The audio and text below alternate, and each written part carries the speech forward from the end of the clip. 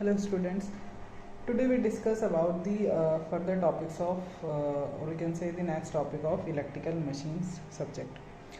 So in earlier classes या in previous classes हमने study किया है आर्मेचर वाइंडिंग का स्ट्रक्चर को. ठीक है, देखो इलेक्ट्रिकल मशीन सब्जेक्ट में आपको सबसे इम्पॉर्टेंट कंसेप्ट यही होता है कि अब जो हम 4 सेमेस्टर क्लासेस स्टडी कर रहे हैं तो बेसिकली तो हमें ये पता होना चाहिए कि जब मशीन्स को हम सिलेबस स्टडी करते हैं या मशीन की जब हम स्टार्टिंग करते हैं तो सबसे पहले हम लोग जो कंसेप्ट पढ़ते हैं वो होता है सिंगल मशीन या सिंगल कंडक्टर में अगर करंट को हम कैरी कराते हैं तो किस तरह से उसकी वर्किंग होती है.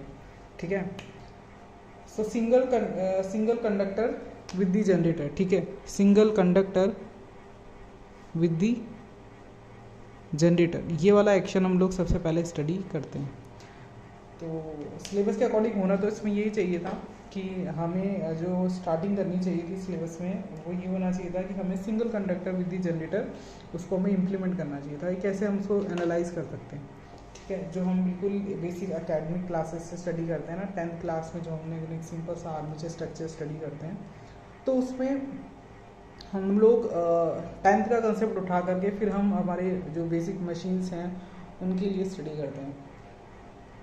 खैर देखो, हमने अभी तक जो स्टडी किया है वो फर्स्ट यूनिट था, इसमें हम लोगों ने आर्मेचर वाइंडिंग के बारे में स्टडी किया था. आर्मेचर वाइंडिंग जो कंस्ट्रक्शन होता है कि आर्मेचर वाइंडिंग का फिजिकल अरेंजमेंट जो होता है इन अ रियल प्रैक्टिकल मशीन्स में कैसे वाइंडिंग्स जो होती हैं वो अरेंज की जाती हैं, उससे रिलेटेड टर्मिनोलॉजीज जो थी वो हम लोगों ने स्टडी किया है ना.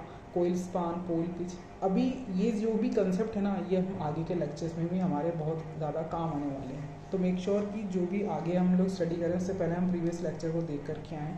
ठीक है, क्योंकि सारी जितनी भी चीज़ें हैं वो सारी इसमें रिलेटेड हैं, एक दूसरे से लिंक करती हैं.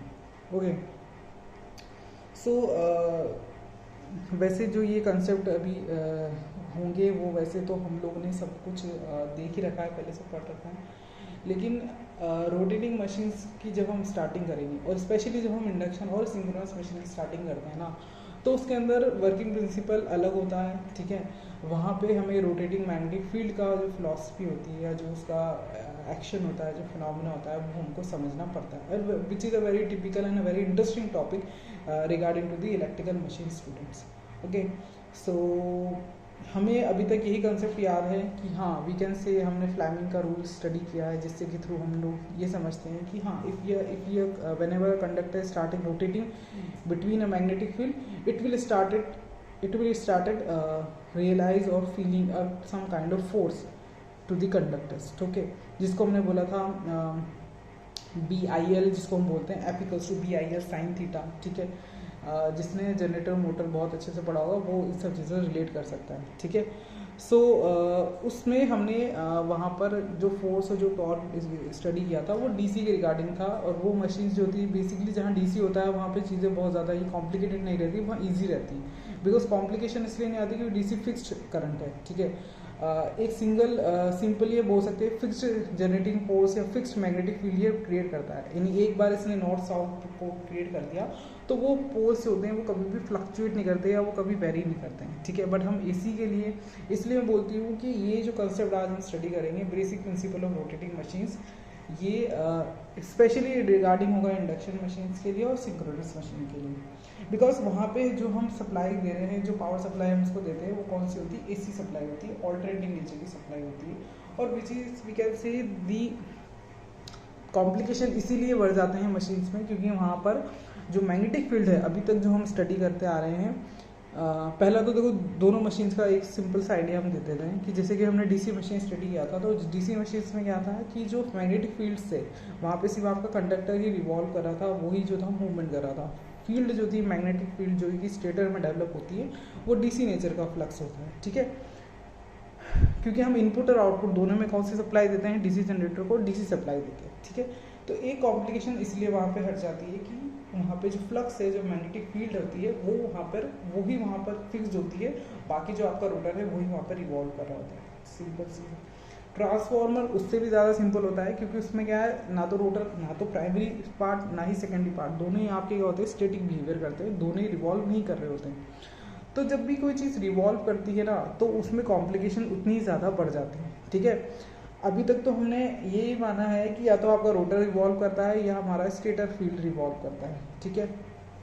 अब इसमें कुछ कंसेप्ट आते हैं नए नए, जैसे कि सबसे पहला तो कंसेप्ट ये दिमाग में याद होना चाहिए कि अब क्या होगा कि मेरा मैग्नेटिक फील्ड भी रिवॉल्व करेगा प्लस जो रोटर कंडक्टर है वो भी मेरा रिवॉल्व करता है, ठीक है। सेकेंडली क्या होता है, स्टेटर का जो फ्लक्स होगा यानी स्टेटर जो मैग्नेटिक फील्ड डेवलप करेगा और रोटर जो मैग्नेटिक फील्ड डेवलप करेगा, दोनों के दोनों क्या करेंगे, आपस में रिवॉल्व करेंगे, एक दूसरे के साथ कोऑर्डिनेट करते हुए रिवॉल्व करते हैं, ठीक है। ताकि जब भी हम जैसे हम एक स्टेशनरी पर्सन जब उसको सी करेगा या उसको वॉच करेगा ना, ऑब्जर्व करेगा, तो उसको ऐसा लगेगा कि दोनों ही एक सेम स्पीड पर रन कर रहे हैं, ठीक है, या दोनों ही क्या है, उनके बीच की रिलेटिव स्पीड 0 होती है। तो इस तरह के कुछ इंटरेस्टिंग कंसेप्ट है जो हम आगे अभी स्टडी करेंगे, ठीक है। तो बेसिक अंडरलाइन प्रिंसिपल्स में क्या होता है, मैं कंक्लूजन पहले ही बता देती हूँ कि 2 ही कंसेप्ट हम स्टडी करेंगे आज की क्लास में। फर्स्ट कंसेप्ट होता है कि जो भी आपके नंबर ऑफ पोल्स होते हैं, चाहे वो स्टेटर में हो या रोटर में हो, सबसे मस्ट कंडीशन ये होता है कि कोई भी रोटेटिंग मशीन में सबसे पहली रिक्वायरमेंट क्या होती है, सबसे पहली रिक्वायरमेंट ये होती है कि एक तो स्टेटर और रोटर दोनों के नंबर सेम होने चाहिए, ठीक है। मतलब कि या तो 2 पोल की मशीन है, मान के चलिए कि 4 पोल या 2 पोल की मशीन होती है, ठीक है। अगर 2 पोल उसके कंस्ट्रक्ट किए गए हैं स्टेटर साइड में, तो वही 2 पोल कहाँ पे कंस्ट्रक्ट होने चाहिए, रोटर साइड पे भी कंस्ट्रक्ट होने चाहिए, ठीक है। पहला तो फंडामेंटल ये होता है।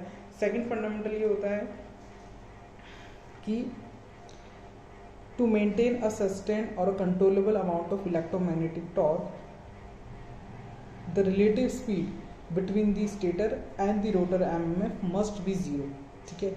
ये सबसे पहले और बोल सकती हूँ यही 2 एसेंशियल और मोस्ट इम्पॉर्टेंट रिक्वायरमेंट होती है किसी भी रोटेटिंग मशीन के प्रिंसिपल को समझने के लिए, ठीक है। क्योंकि देखो आगे अब जो कंसेप्ट चलते आएंगे वो रोटेटिंग मैग्नेटिक फील्ड से रिलेटेड ही होंगे, ठीक है। तो उस रोटेटिंग मैग्नेटिक फील्ड को समझने के लिए हमें मैग्नेटिक फील्ड को थोड़ा सा समझना पड़ेगा, उससे रिलेटेड जितने भी टर्म्स थी उनका एनालाइज करना पड़ेगा कि कैसे फ्लक्स का डिस्ट्रीब्यूशन होता है एयर गैप में, कैसे वो साइनोसोडल बनता है, ठीक है। हमें कुछ ना कुछ मैथमेटिकल अप्रोचेस भी लगाने पड़ेंगे, जैसे कि फूरियर सीरीज एनालिसिस हम लगाएंगे वेव फॉर्म्स को समझने के लिए, ठीक है। वोल्टेज इंड्यूस जो है उसके नोट्स में आपको दे चुकी है, लेकिन उसको भी हम मेरे जो पर्सनल नोट्स है उनसे समझने की कोशिश करेंगे, ठीक है।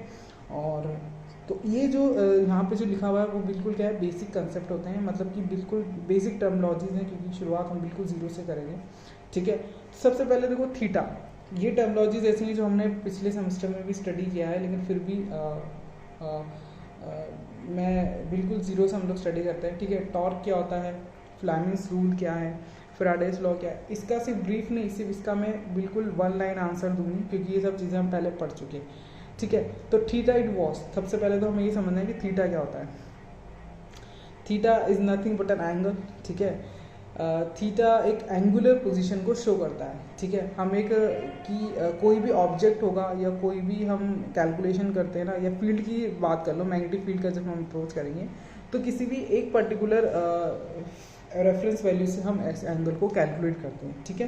तो that is your angular position, या इसको हम एंगल बोलते हैं। यूनिट क्या होती है इसकी, रेडियन होगी या फिर डिग्रीज में होगी, सिंपली दैट। सेकेंड टर्म आती है ओमेगा, ओमेगा जिसको हम बोलते हैं स्पीड, या इसको हम एंगुलर वेलोसिटी भी बोलते हैं, ठीक है। एंगुलर वेलोसिटी बोलो या मशीन की टर्म में इसको हम स्पीड बोलते हैं, ठीक है। तो ओमेगा की वैल्यू क्या होती है, ठीक है, जितना भी टाइम चेंज होगा, rate of time of change in the theta, ठीक है, उसको हम क्या बोलते हैं, ओमेगा बोलते हैं। D theta by D T इसका फॉर्मूला होता है, रेडियन पर सेकंड या डिग्री पर सेकंड इसकी यूनिट होती है, ठीक है। नेक्स्ट आता है एक्सीलरेशन, ये साइकिल याद रखने चलनी पड़ेगी। सबसे पहले आता है theta, that is your angle, then your angular velocity, angle से निकल के angular velocity, that is your omega, and then angular velocity से निकल के आता है velocity which is your alpha, जिसको कि हम पहले भी पढ़ चुके हैं फिजिक्स में, जिसका फॉर्मूला क्या होता है, डी वी बाय, ठीक है, D V by D T, यानी कि आपका जो भी एक्सीलरेशन होता है वो उसका obviously rate time of change in the this particular velocity is called D V by D T what, alpha, okay. इसी को हम डी ओमेगा डी टी से भी सिंपलाइज कर सकते हैं, ठीक है। अल्फा की यूनिट क्या होती है मुझे बताने की ज़रूरत नहीं है, ठीक है। सो नेक्स्ट जो मोस्ट इंपॉर्टेंट कंसेप्ट होता है वो होता है टॉर्क, क्योंकि यही चीज़ें हमें बहुत ज़्यादा रिलेटेबल लगती हैं और बहुत ज़्यादा फैमिलियर लगती है, क्योंकि हम शुरू से ही इस चीज़ों को पढ़ते आ रहे हैं, ठीक है। तो बेसिकली टॉर्क क्या होता है? टॉर्क बेसिकली क्या होता है? It's a kind of force होता है। अब ये जो फोर्स होता है जिसको हम ट्विस्टेड फोर्स भी बोलते हैं, बेसिकली किसी भी रोटेशनल मशीन को लीनियर मोशन में तो हम सिर्फ एक फोर्स की बात करते हैं, जहाँ पे हम एक कंडक्टर है उसको हमें लीनियर मोशन करना है, रिवॉल्व नहीं कराना है, रोटेट नहीं कराना है। बट जब भी हम रोटेटिंग मूवमेंट्स की बात करते हैं तो उसमें जो फोर्स अप्लाई होता है या इम्प्लीमेंट होता है उसको हम बोलते हैं टॉर्क। तो torque it nothing but a twisting force, ठीक है, जो कि कहाँ पे लगता है? हमेशा अगर आप एक्सिस पे लगाओगे ना, जिस मशीन का किसी भी ऑब्जेक्ट का खुद का एक एक्सिस होता है, ठीक है, एक्सिस ऑफ रोटेशन, अगर आप वहाँ पे इस टॉर्क को इम्प्लीमेंट करोगे तो टॉर्क की वैल्यू क्या होती है? जीरो निकल के आती है, यानी कि वो मशीन या वो जो ऑब्जेक्ट है वो आपका रोटेट नहीं करता। लेकिन अगर मैं उस फोर्स को या उस टॉर्क को मैं मशीन का या जो भी ऑब्जेक्ट है उसके सेंटर ऑफ एक्सिस से ना लगा करके सेंटर के राइट में लगाऊं या लेफ्ट में लगाऊं, तब जाकर उस टॉर्क की वैल्यू क्या होती है? कोई भी फाइनाइट वैल्यू निकल के आती है instead of a zero value. Okay, so what is the formula? R sine theta, sine theta होता है, ठीक है। अब यहाँ पे देखो जितना भी मैथमेटिकल कैलकुलेशन है, अप्रोचेज है, नोट्स में दे चुकी, तो उसमें बहुत अच्छे से बताया हुआ है, ठीक है। हम लोग सिर्फ शॉर्ट्स में सिनेरियो पढ़ रहे हैं। Okay, so angular the torque is nothing but the force and the smallest distance between the line of action of the force and the object of axis of the rotation, ठीक है। यानी कि ये इसका axis of rotation है। अगर हम right में अगर टॉर्क या फोर्स लगाते हैं तो हमारे पास टॉर्क की वैल्यू क्या निकल के आती है? F multiplied by R sine theta. देखो यहाँ पे मैंने इस टॉर्क को अप्लाई किया है, ये जो आपको विदाउट रोटेट जो लाइन दिख रही है वो हमारे पास फोर्स की लाइन होती है, ठीक है। तो यहाँ पर एंगल जो होता है इसको मैं मानती हूँ 180 minus theta, because the whole angle is 180, और ये जो एंगल है उसको मैं बोलती हूँ थीटा एंगल, ठीक है। इस एक्सिस से और ये वाला जो एंगल होता है वो मेरा थीटा होता है। तो ये जो रिमेनिंग एंगल होता है between the torque and the axis of जहाँ पे मैंने फोर्स अप्लाई किया है उसको, ठीक है। और बेसिकली इसका मेरे को सिर्फ यही समझाना था कि देखो टॉर्क जो होता है ना वो बेसिकली क्या है, एक ही टॉर्क की हम बात करेंगे, वो होता है इलेक्ट्रोमैग्नेटिक टॉर्क। अभी इलेक्ट्रोमैग्नेटिक टॉर्क क्या होता है, ये कब जनरेट होता है, ये हम आगे जब हम अभी स्टडी करेंगे तो उसमें अच्छे से देखेंगे, ठीक है। नेक्स्ट जो होता है वो होता है Newton's law of motion, and what is that? F equals to m multiplied by acceleration. अगर हम इसको एंगुलर स्पीड में या एंगुलर मोशन में कन्वर्ट कर देते हैं या angular movement of the Newton's law क्या निकल के आता है? J मल्टीप्लाइड बाय अल्फा, जहाँ पे J जो होता है वो क्या होता है? मूवमेंट ऑफ इनर्शिया होता है, यूनिट होती है इसकी kilogram metre square, and alpha is the acceleration. Okay, next again हम इन टर्म्स से बहुत ज़्यादा फैमिलियर हैं, बस वो एंगुलर के रिस्पेक्ट में पढ़ना है, ठीक है। ये हमने जितनी भी टर्म्स पढ़ी होंगी वो लीनियर मोशन के रिगार्डिंग होंगी या एंगुलर मोशन के रिगार्डिंग में हम पढ़ चुके हैं, बट फिर भी हम उसको एक बार रिवाइज कर रहे हैं। And next what is work?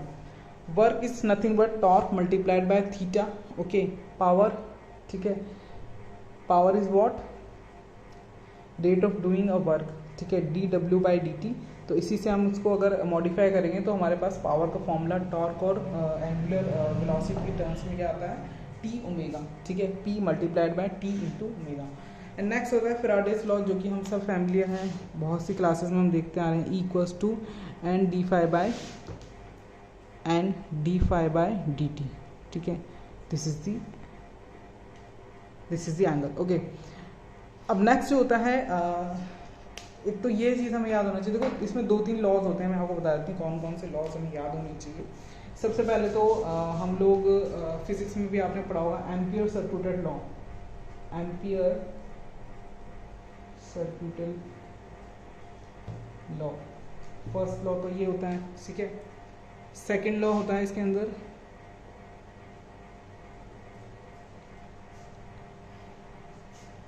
Fleming's right and left hand rule. Next होता है हमारे पास थंब रूल, थंब रूल इस तरह से होता है, curling fingers shows the magnetic direction, magnetic field area and the thumb direction is shown the current direction, okay, current whether is incoming और आउटगोइंग, ठीक है, and the curl finger shows the magnetic field area, this is your thumb rule, okay. Fleming saturn rule क्या होता है, इस तरह से होता है, ठीक है, परपेंडिकुलर्स होती हैं, तीनों फिंगर्स एक दूसरे से परपेंडिकुलर का यानी कि 90 डिग्री का एंगल बनाती हैं, ठीक है। सेम वही होता है, जो आपकी मिडिल फिंगर होती है तो शो करती है मैग्नेटिक फील्ड की लाइंस को, यहाँ पर ये जो है करंट आउटगोइंग है या इनकमिंग है उसको शो करता है ये इस वाला, और थंब जो होता है वो हमारी डायरेक्शन ऑफ फोर्स को, डायरेक्शन ऑफ रोटेशन को शो करता है, ठीक है। तो ये रूल्स हम देखते आ रहे हैं। एम्पलीट्यूड सर्कुलर लॉ भी मैंने यहाँ पे लिखा हुआ है, इसका हमें यूज़ कहाँ पे आएगा, जब भी हमें प्रोडक्शन ऑफ मैग्नेटिक फील्ड को समझना है, ठीक है, प्रोडक्शन ऑफ मैग्नेटिक फील्ड, ठीक है, यानी कि मैग्नेटिक फील्ड कैसे डेवलप हुआ है उसको समझने के लिए हमें एम्पलीट्यूड सर्कुलर लॉ को समझना जरूरी है। बेसिकली बायोट सावर्ट लॉ जो होता है इसी का मॉडिफिकेशन होता है ये amplitude circular law. Biot Savart law में हम लोग क्या डील करते हैं, फॉर्मूले में एरिया के साथ डील कर रहे होते हैं, ठीक है, यहाँ पे हम लेंथ के साथ डील कर रहे हैं, ठीक है। सो एम्पलीट्यूड सर्कुलर क्या होता है, क्लोज इंटीग्रेशन, ठीक है, close integration of H d l equals to current inside, ठीक है। सो बेसिकली इस लॉ में क्या हम हमारा मेन फोकस क्या रहेगा, इस लॉ से क्या हमें यूज़ करना है एम्पलीट्यूड सर्कुलर लॉ से, कि जो भी मैग्नेटिक फील्ड डेवलप होता है ना किसी भी कंडक्टर में, एच जो होता है ये मैग्नेटिक फील्ड को डिनोट करता है, ठीक है, it is a magnetic field intensity.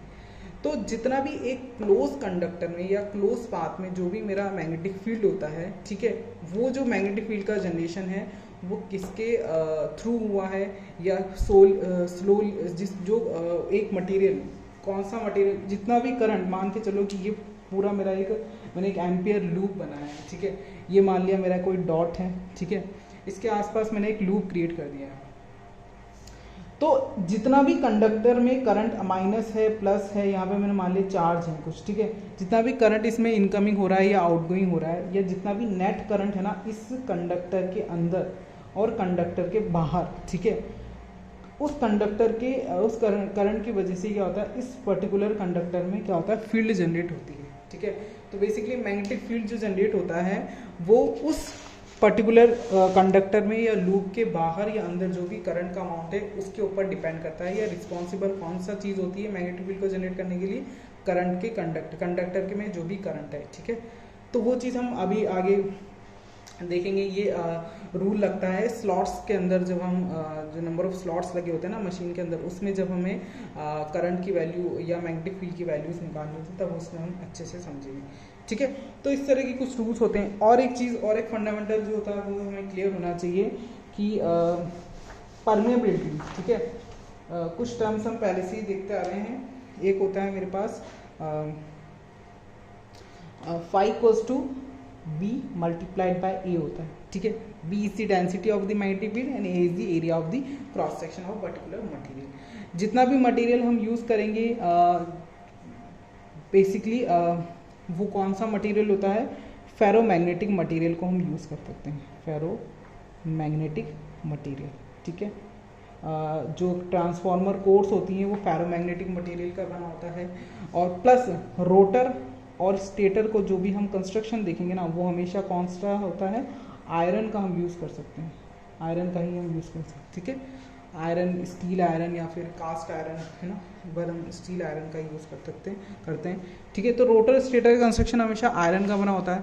उसके अंदर एक मैग्नेटिक थ्योरी या मैग्नेटिक फंडामेंटल समझ में आना चाहिए, वो होता है reluctance is inversely proportional to the permeability, ठीक है। सो सबसे पहले तो हमें एच देखो, रिलक्टेंस इज म्यू, ठीक है। तो what is mu, mu is nothing but mu naught multiplied by mu r, where mu r is the relative permeability and mu naught is the absolute permeability, और we can say permeability in the free space और air gap, ठीक है। ये concept हमेशा याद आना चाहिए, free spacing, free space में जो भी आपका परमेबिलिटी है या फिर एयर गैप में जो है, ठीक है।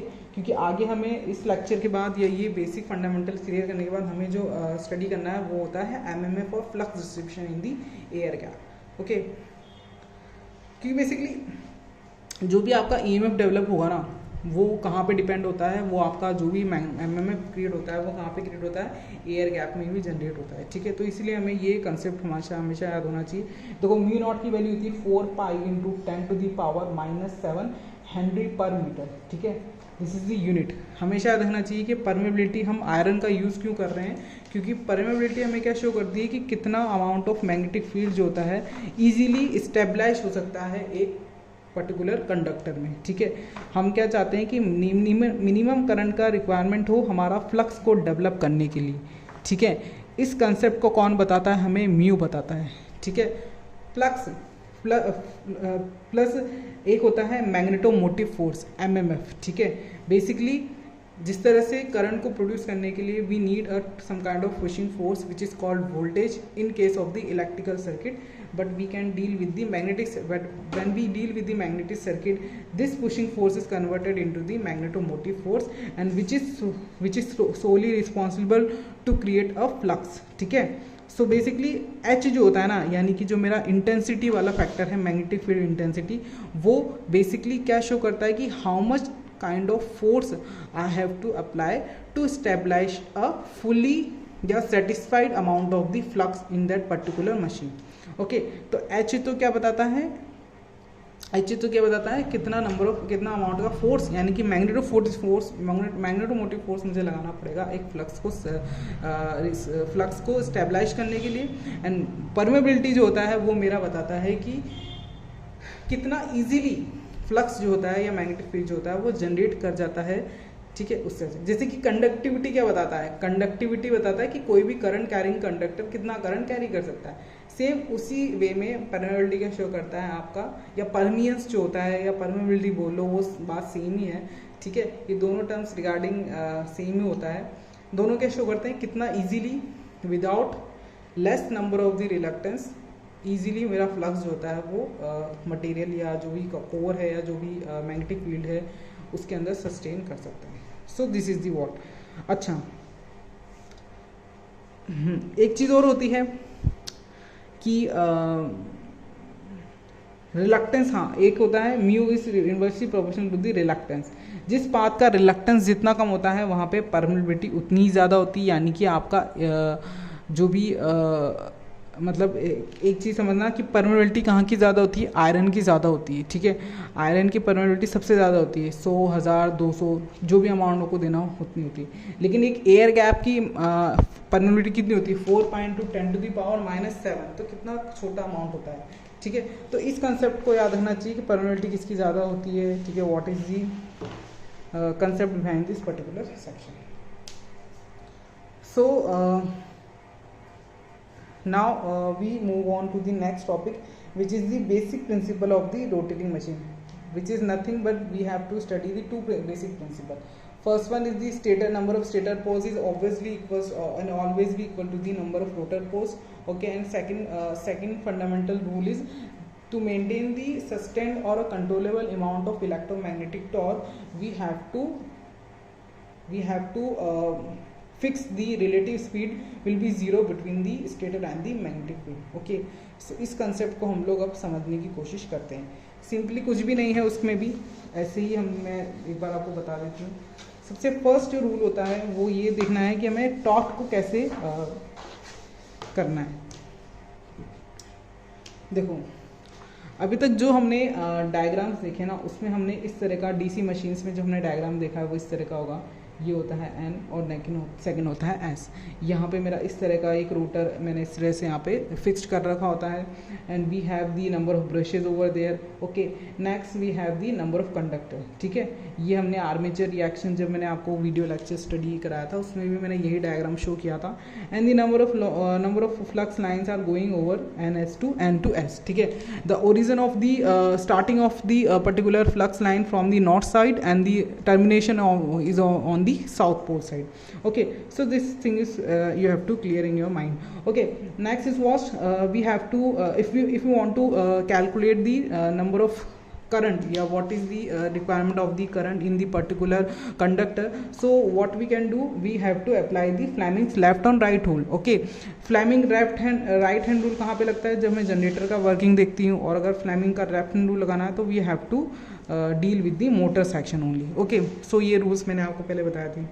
तो इस तरह के डायग्राम को हमने देखा है कि बस इसमें हमने ये देखा है कि हाँ we have the magnetic poles. So magnetic field जो होता है उसका काम कौन करता है, सिर्फ स्टेटर वाला पोर्शन ही मुझे मैग्नेटिक फील्ड अप्लाई करता है या फिर देता है. अभी तक हमने ये नहीं देखा था कि रोटर भी खुद का एक मैग्नेटिक फील्ड डेवलप करता है, which is also we have to keep in mind, because armature reaction is nothing but the flux created by the armature section only. Okay, so this kind of problems we have go through and we have studied in the DC machine section. Okay, so ये चीज़ हमें वहाँ से clear हो गया था कि armature reactions जो होता है it is the effect of the armature MMF on the stator flux. Okay, so basically हमें वहाँ से कंसेप्ट समझ में आना चाहिए कि रोटर भी एक क्या करता है, रोटर भी एक आर्मेचर फ्लक्स डेवलप करता है, एक मैग्नेटिक फील्ड डेवलप करता है. बिकॉज अगर कोई भी करंट कैरिंग कंडक्टर है उसमें आप करंट को फ्लो कराते हो तो उसके आसपास कौन सा फील्ड डेवलप होता है, मैग्नेटिक फील्ड डेवलप होता है. ये कौन सा रूल बताता है, ये रूल बताता है आपको थंब रूल.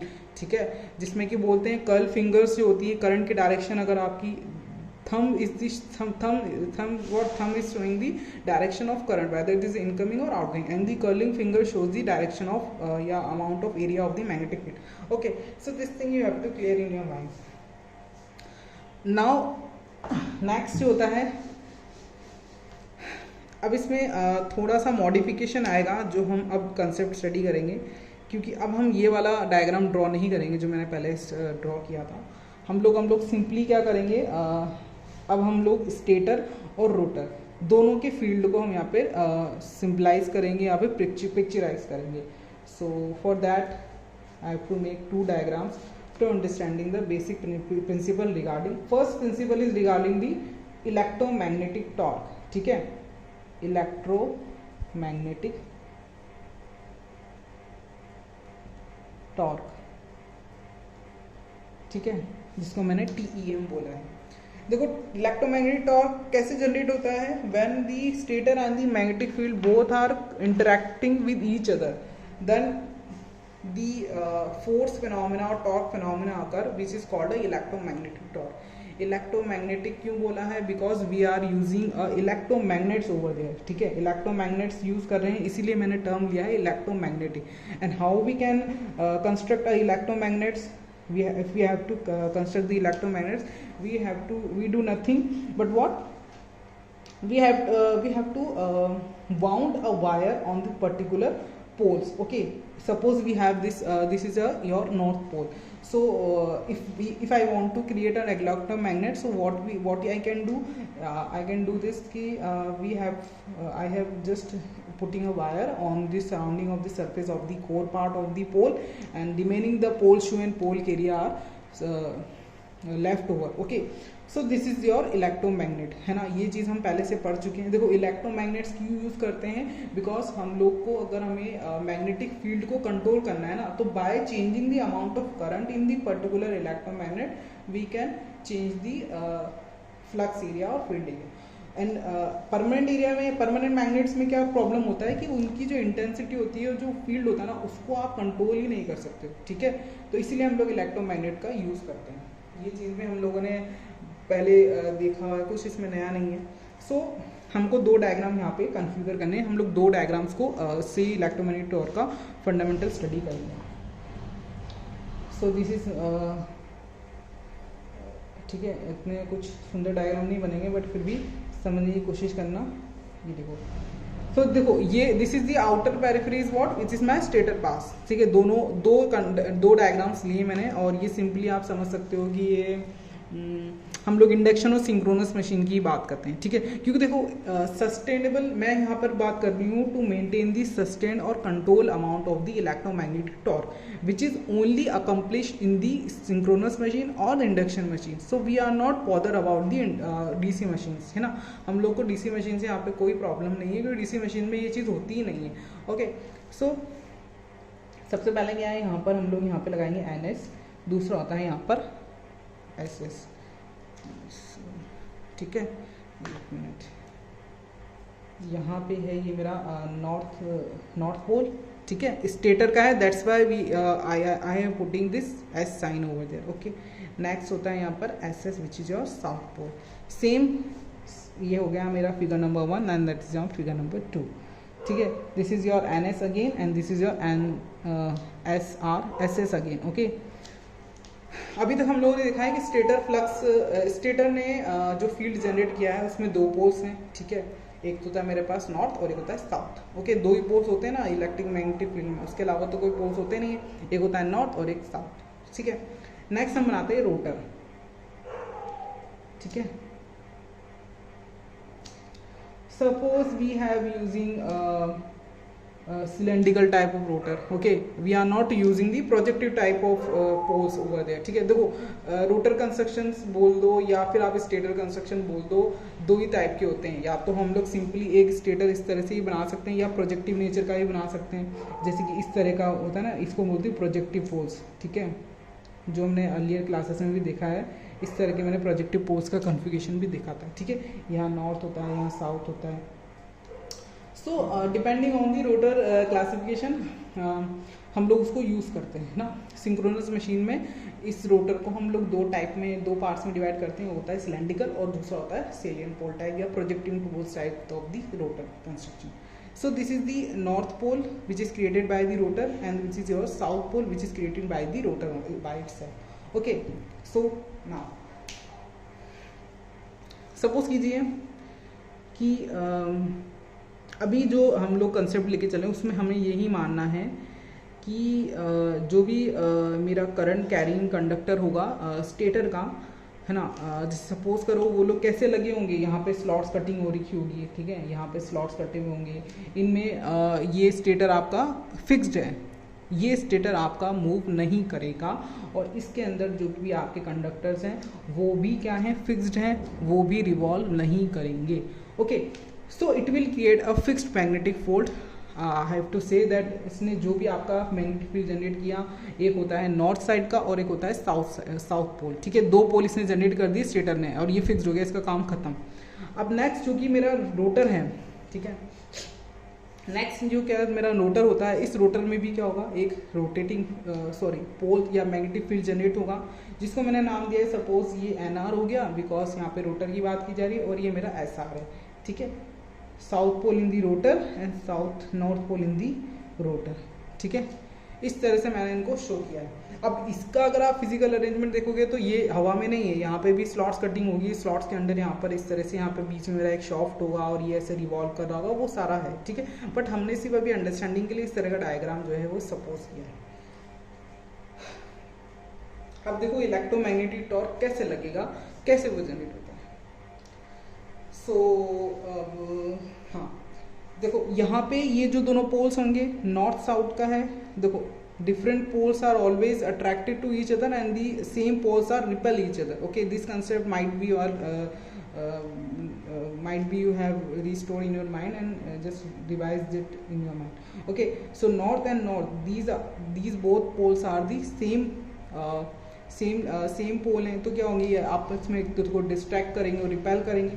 तो जो मेरा रोटर है वो किस डायरेक्शन में मूव करेगा, क्लॉकवाइज डायरेक्शन में मूव करता है, क्योंकि सेम नॉर्थ पोल रोटर का भी है, सेम नॉर्थ पोल स्टेटर का भी, दोनों ही सेम कंट्रीब्यूशन के हैं। That's why they are both distracting each other, they are both repelling each other. That's why force जो होगा, टॉर्क जो होगा, इलेक्ट्रोमैग्नेटिक टॉर्क जो होगा वो किस डायरेक्शन में लगेगा, मेरा इस डायरेक्शन में। कौन सी, क्लॉकवाइज डायरेक्शन में मेरे पास TEM वर्क करता है, ठीक है। अब नेक्स्ट देखो यहाँ पे भी सेम होगा, ये जो साउथ पोल है रोटर का, साउथ पोल है स्टेटर का, they are also both are repelling each other. तो इस तरह से मेरा जो रोटर है वो किस तरफ मूव करेगा, जहाँ पे इसको नॉर्थ मिल रहा होगा, ठीक है। तो इस तरह से ये क्या करेगा, ये भी अब क्लॉकवाइज डायरेक्शन में मूव करेगा। सो जो मेरा रोटर है, मान लीजिए सपोज उसकी स्पीड हो गई NR, ठीक है, रोटर स्पीड है NR, RPS में ले लो, RPM में ले लो, सिर्फ हम एक सिंपल सा एग्जांपल ले रहे हैं, ठीक है। NR स्पीड्स पे वो रन कर रहा है। डायरेक्शन ऑफ रोटेशन क्या है, because TEM is in the direction of clockwise, that's why the rotational speed is also in the direction of the clockwise direction. Okay, यहाँ तक चीज़ समझ में आ जानी चाहिए। मेरा सिर्फ सिंपल सा फंडामेंटल ये था कि जब नॉर्थ और दोनों ही जो पोल्स हैं स्टेटर और रोटर के दोनों सेम हों, ठीक है,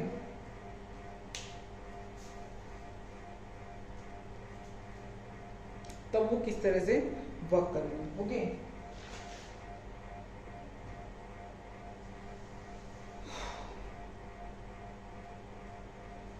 अब मान लीजिए पूरा एक रोटेशन कंप्लीट करने के बाद, यानी कि एक पूरा साइकिल रिवॉल्व करने के बाद, क्योंकि मेरा रोटर ही रिवॉल्व कर रहा है, स्टेटर तो फिक्स्ड है, यहाँ पे मेरा एन एस है, यहाँ पर एस एस है, दे आर फिक्स पोल्स। अब रोटर रोटेट करके, मतलब मान लो 360 डिग्री का एंगल कंप्लीट करके या 360 डिग्री का रिवॉल्यूशन कंप्लीट करने के बाद जो मेरा एस आर पोल है वो आ गया मेरे इस साइड पे, और एन आर पोल जो है वो मेरा आ गया इस साइड पे, ठीक है। अपोजिट साइड पे दोनों के जो पोल्स हैं वो मेरे अकर हो गए। After completing the one cycle and after completing the one revolution, मेरा जो एस आर पोल था वो मेरे टॉप पर आ गया और एन आर जो है वो बॉटम पे आ गया। अब किस तरह से ये दोनों वर्क करेंगे, बिकॉज अब ये अलाइन हो चुके हैं, ठीक है। एन एस जो है, यानी कि different poles are attracted to each other, that's why this pole, ये नॉर्थ जो है वो आपस में एक दूसरे के बीच में लॉकिंग क्रिएट कर लेंगे, नॉर्थ और साउथ, रोटर का और स्टेटर का दोनों लॉक कर लेंगे एक दूसरे को, और जो रोटर वाला जो नॉर्थ साइड है और जो साउथ साइड है स्टेटर का, वो दोनों भी एक दूसरे को लॉक कर लेंगे, because they are attracting to each other, ठीक है। अब क्या होगा, आपका रोटर रिवॉल्व ही नहीं कर पाएगा इस कंडीशन में, when the different poles of the rotor and the stator are aligned with each other, there will be no electromagnetic torque. So the value of electromagnetic torque will be 0 in that case only. Okay, but whenever the same kind of poles or same type of pole are aligned with each other, then we can say that yes, there will be an electromagnetic torque, because they both are repelling each other.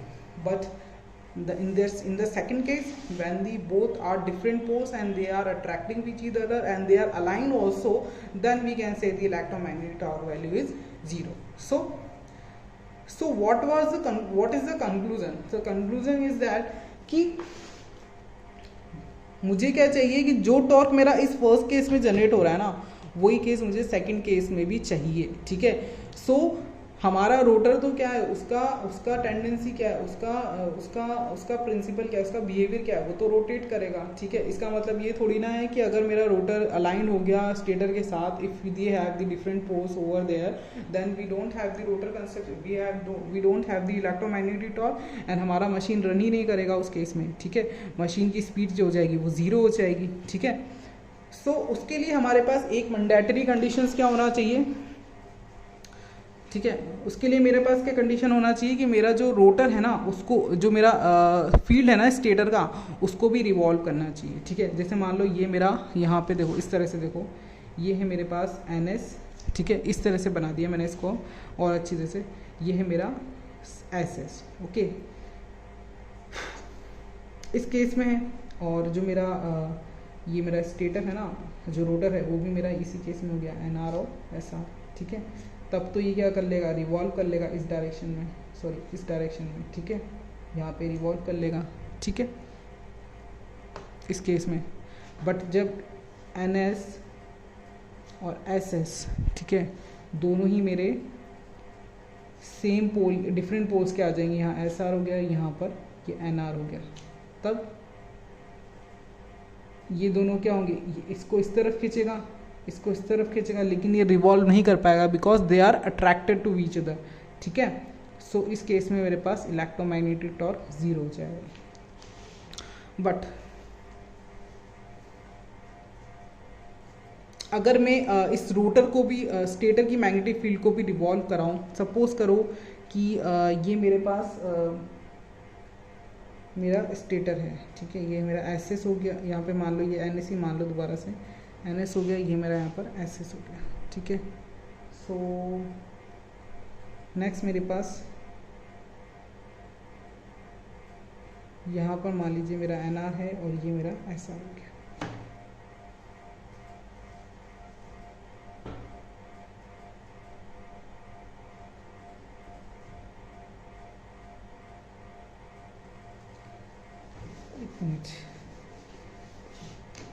तो अगर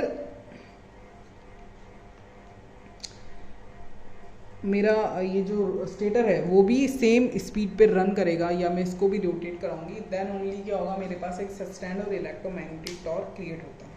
ठीक है, इस concept को हम आगे class में और समझने की कोशिश करेंगे। सो ठीक है, बेसिकली वही फंडामेंटल है कि हमारे पास जो भी टॉर्क होगा वो क्यों जनरेट होता है, because stator and the rotor magnetic fields are align with each other. Okay, इन दोनों के बीच में इंटरेक्शन हुआ। अब वो इंटरेक्शन देखो, एक फॉर्मूला होता है इस तरह से, T इक्वल्स टू क्या होता है, phi S multiplied by phi R and the angle between them it will phi. Okay, so this is the basically what the behind the idea behind this particular torque phenomena. So flux and rotor और stator दोनों का जो magnetic field है वो जिस angle से एक दूसरे से अटैच होता है ना, वो कहलाता है इलेक्ट्रोमैग्नेटिक टॉर्क। ठीक है, सो इसको हम आगे देखिए। बेसिकली दो ही मैंडेटरी कंडीशन होती है, एक तो होती है आपके पास first one is the number of poles must be same, stator rotor poles दोनों सेम होना चाहिए। ठीक है ना, और बिकॉज अगर देखो उसके पीछे भी यही रीज़न होता है कि वहाँ पे डिफरेंट पोल्स होंगे ना, वो एक दूसरे को लॉक कर लेंगे। ठीक है, तो आपका रोटर रिवॉल्व भी नहीं कर पाएगा, वो स्टक हो जाएगा एक पोजीशन के ऊपर, वो आगे मूव भी नहीं कर पाएगा। ठीक है, तो ताकि हमारा जो smoothness of the rotation of the rotor है वो स्मूथ रहे ना, इसलिए हम क्या करते हैं कि पोल्स का अमाउंट या नंबर ऑफ पोल्स सेम रखते हैं, स्टेटर का भी रोटर का भी। अगर मान लीजिए 2 पोल मैंने स्टेटर में लगा रखे हैं, 4 पोल बीच में लगा रखे हैं रोटर में, तो वो कहीं भी अट्रैक्ट ही नहीं हो पाएंगे पोल्स। ठीक है, नॉर्थ वाला साउथ को अट्रैक्ट करेगा, सेम साउथ वाला नॉर्थ को करेगा, और साउथ वाला इस तरह से, वो पूरा प्रिंसिपल इसी फंडामेंटल को फॉलो करता है कि different poles are attractor to each other. ठीक है, सो इसीलिए हमें नंबर ऑफ पोल्स की रिक्वायरमेंट स्टेटर रोटर में दोनों में सेम होना चाहिए। सेम वही चीज़ यहाँ पे एक बेसिकली रोटेशनल मैग्नेटिक फील्ड का प्रिंसिपल मैंने समझाने की कोशिश किया था कि हमें एक सस्टेन और कंट्रोल और सेम कांस्टेंट मैग्नीट्यूड का अगर हमको इलेक्ट्रोमैग्नेटिक टॉर्क चाहिए, तो उसके लिए सबसे पहला एसेंशियल रिक्वायरमेंट यही होता है कि जो भी मेरा स्टेटर का फील्ड है वो भी क्या करे, रोटेट करे in the direction of the rotor. ठीक है, रोटर का जो फील्ड है उसी की डायरेक्शन में स्टेटर का फील्ड भी रिवॉल्व करे, तो हमको वहाँ पे रोटेटिंग मैग्नेटिक फील्ड का प्रिंसिपल समझ में आ गया। ठीक है, कि हमें रोटेटिंग मैग्नेटिक फील्ड क्यों बनाना पड़ा। सेकेंडली जो एंगल है ना, या जो भी बोले कि रिलेटिव स्पीड होता है ना, उन दोनों का बीच में सेम दिखना चाहिए। अगर कोई भी एक स्टेशनरी ऑब्जर्वर हुआ, अगर वो दूर से रोटर और स्टेशनरी की मूवमेंट को देखेगा, तो उसको ऐसा लगना चाहिए कि वो दोनों की रिलेटिव स्पीड क्या है, 0 है, यानी कि वो दोनों सेम ही डायरेक्शन में मूव कर रहे हैं। ठीक है, तो ये दोनों कंसेप्ट होते हैं रोटेटिंग मैग्नेटिक फील्ड के पीछे। डीसी मशीन में क्या होता था, डीसी मशीन में एक स्टेशनरी या हम कह सकते हैं sustainable electromagnetic field, electromagnetic torque वहाँ पे नहीं मिलता है। वो क्यों नहीं मिलता है, क्योंकि वहाँ पे जो फ्लक्स होता है वो डीसी नेचर का होता है, वो हो गया आपका स्टेशनरी, वो हो गया आपका फिक्स्ड, और जो वहाँ पे रोटेट कर रहा होता है वो होता है रोटर कंडक्टर। ठीक है, सो वहाँ पे आर्मेचर रिएक्शन को नलीफाई करने के लिए, या जो आर्मेचर एमएमएफ होता है उसको नलीफाई करने के लिए हम लोग क्या लगाते हैं, वहाँ पे कंपनसेटिंग वाइंडिंग का यूज़ करते हैं या इंटरपोल्स लगाते हैं। ठीक है, to cancel out that such kind of the armature MMF. Okay, वहाँ तो हम आर्मेचर एमएमएफ को या रोटर के एमएमएफ को ही खत्म कर देते हैं बाय यूजिंग दी हमारे जो भी हमारे उसके लिमिटेशंस होते हैं, उसके जो भी मेथड्स हैं, उससे हमने इसको लिमिट कर दिया। बट डीसी मशीन जो होती है उसकी देखो बेसिकली जो टेस्ला थे ना, सॉरी निकोलस टेस्ला, जो हमारे साइंटिस्ट थे जिन्होंने एसी का इन्वेंशन किया था, जिन्होंने इंडक्शन मशीन का इन्वेंशन किया था, वही एक प्रिंसिपल को फाइंड आउट कर पाए थे कि एक सिंगल स्टेशनरी कंडक्टर जो होता है, जो कि स्टेटर में स्टेबलाइज्ड है, एक सिंगल स्टेशनरी कंडक्टर जो कि करंट कैरिंग नेचर का है, वो क्या कर सकता है, एक रोटेटिंग मैग्नेटिक फील्ड डेवलप भी कर सकता है। ठीक है, इससे पहले इन्होंने ये किसी ने सोचा नहीं था, जो भी एडिसन एल्वा थे, जो उन्होंने कभी नहीं सोचा था कि इस तरह से भी ये वर्क हो सकता है। ठीक है, वो अभी तक डीसी का ही बिजनेस करते आ रहे थे, तो उस टाइम उन्होंने ये फंडामेंटल या ये खोज या ये जो है हो सकता है इन्वेंशन नहीं हुआ था कि एक single current carrying conductor which is stabilized in the stator itself, it also can produce a rotating type of magnetic field. Okay, so इसको हम आगे और कंटिन्यू करेंगे, और ठीक है, सो आज के लिए इतना ही।